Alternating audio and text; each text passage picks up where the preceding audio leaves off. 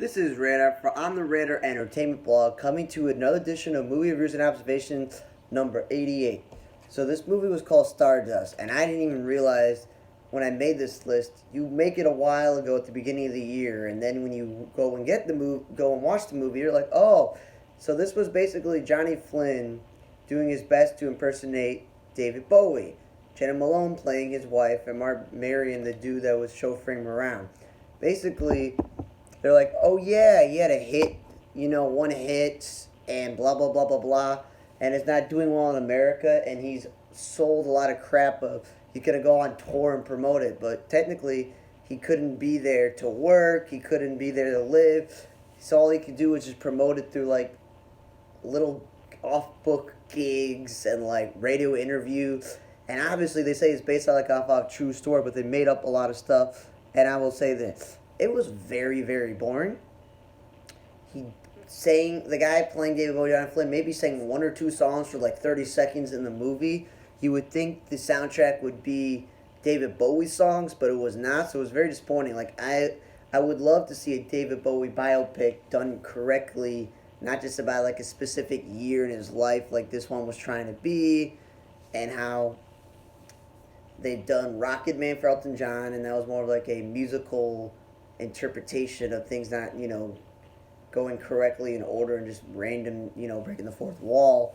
And, the Queen movie about Freddie Mercury, that one was really good because they actually like told the story and they interwoven like flashbacks and other moments in his life. Like that was done correctly. This is just disappointing, man. It really is, because they're like, oh, this is how he finds out his persona Ziggy Stardust. I'm like, okay, cool, but it's just horribly written and put together and disappointing. Then I ran out of movies, so I got movies from other libraries. So the first movie I watched was this movie called Kitty Mama, and you know what? On the surface, you're like, okay, a fertility doctor having an experiment to have hyperallergenic cats, so you're not allergic to them being delivered by actual human being women, giving birth to cats. And most of these actors I've never seen before. I don't, they're definitely character actors, and but this movie hit two things for the PC police. You got an LGBT couple that's also biracial, and her parents are biracial.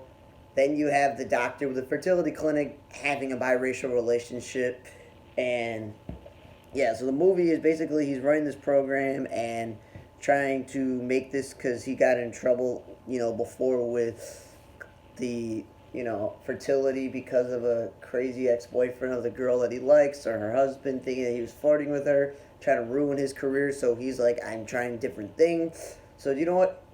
The movie didn't take itself too seriously with a weird, cool, kooky concept, but it was actually done pretty well, and it was pretty well put together, and it wasn't that long. So I was like, you know what?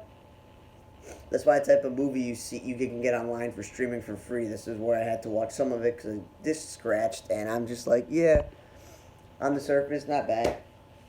It's a short, quick comedy. You don't have to think. Then I watched the movie Brightheart, and Brightheart is like this kids movie where they're all like singing, and there's like lessons to be learned, and it's like this, about these bugs that live in like the, like little foresty area, and there's like the main character Brightheart, is one of those like glow, bugs, where her light, and she's like a superhero, and she like saves everybody from bad stuff. It's like an evil mouse, and there's like other evil bugs, and there's like a robot, and the robot comes in and is all cool, and she doesn't think that the group of friends still care and her like her. So she kind of just like goes with the bad guys and realizes, what am I doing? And then she tries to convince other bad guys that they're doing bad. So yeah, it's typical cliche children's lesson, unknown cast, but it could be known voice actor. So yeah, definitely kids will like this movie, and it wasn't that long, so that's where you're like, okay, cool. It's a kids movie, there's singing, and there's lessons to be learned, and it's like barely 90 minutes. So yeah, Bright again, kids movie, definitely watchable for kids. Then I actually really like watching Max Cloud, because for me, with the movie Max Cloud, I'm a huge fan of Scott Adkins, but the problem is Adkins, is that he's in a, this is a directed like DVD streaming movie, and I'm just like, this dude is a very good action star. I've seen him in plenty and plenty of action movies. He's got to get the recognition of being a very good actor because Accident Man is one of my favorite movies, and a lot of the other movies he was in was pretty good. So basically, I like how it's like a cliche 80s, 90s movie where they're obsessed with this video game, and this girl gets stuck in the game, and she's trying to get out, and her friend has to help her get out. Then they add the fact that she's, her mother's gone, it's just her father, and so there's a strained relationship there, and they try to fix it and build it, and there's a lot of cliche fighting scenes with Scott Adkins and aliens and Creature and John Hannah, who I know from Agents of Shield, but he's in that medical show that NBC just showed during the pandemic. So like he's a very good actor. He's playing the bad guy, and he's got different type of henchmen and all these other characters that are very cliche. And what I liked is that the actor Franz Drama, I know him from playing Jackson on Flash and Legends of Tomorrow in the Arrowverse, and he's famous for a couple other things. And I've seen him in a couple other movies too as well. I like that he got a chance to like co-star in this movie because the girls in the movie is in the video game, so they're not showing her a lot. And of course, they got to show Scott Adkins a lot because he's the main character. And there was another woman who was the main character to get the bad guy. So yeah, this Franz Dellman's got a lot of screen time, and I like it because I really appreciate him being in this movie because he kind of got screwed out of Legends of Tomorrow when Victor Garber left. So this one, not too long, and cliche like unknown like rock music in the background was great. Then I watched the movie Host, and I'm confused because this movie like just abruptly ends. It's an hour and like 3 to 5 minutes long without the credits and stuff, and it just basically ends. Basically, a bunch of friends who are on lockdown, and they're doing a Zoom conference with a seance, but one friend makes up a story of some dead person she knows, but that invites a spirit, and all the cliches, like people die, they disappear, they're haunted, all these things start to happen to them, and then bam, it's done. And again, don't know any of the actors, and it's an interesting take to do a movie through Zoom and through like computer screens. I just saw one with like a reporter doing it, trying to into the terrorist recruiting cells, whatever it is. So this one was like, yeah, let's do a horror film through Zoom because that's what people are like doing in the last year or so. I thought it was just boring and very wasteful time to make a movie that's this short. Like, I don't get how some people on IMDb think this is great. I thought it was because when you Google Host, another movie comes up and it's like a British heist movie. So it's like, that one may be better than this, but I don't agree with the scariest film of the past decade. As I said, it's something to watch in the background. It's not a thing that's going to have to take a lot of your time, an hour and like 5 minutes with credits. Then I watched Magic Max, and that's like a typical, another cliche kids movie where you got to teach some lesson and all the other stuff. Like Bret Hart, that's definitely a kids movie. Max Cloud, there's nothing inappropriate. Kids can watch it. Kitty Mamas, yeah, I think kids could watch it too. Now, basically what this is this dude has been a failure in his life as a magician for a car dealership. He's not even a car salesman. He's just the magician of it because it's like that's the spokesman of it. The guy that does the stuff. But basically, he drinks because his life is horrible, blah, blah, blah.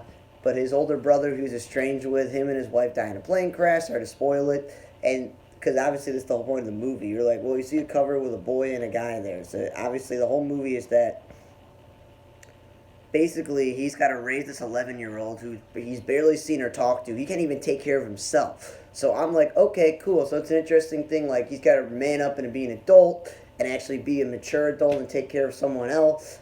And it's not a kid's movie per se, and it's not really an adult movie. And obviously you got the cliches of things not going well between the two of them and then them clicking together. The kid has a crush. He has a crush. It got a rom-com element to it with whole being a magician and stuff and standing up to bullies. And it was an okay movie, and I do like that the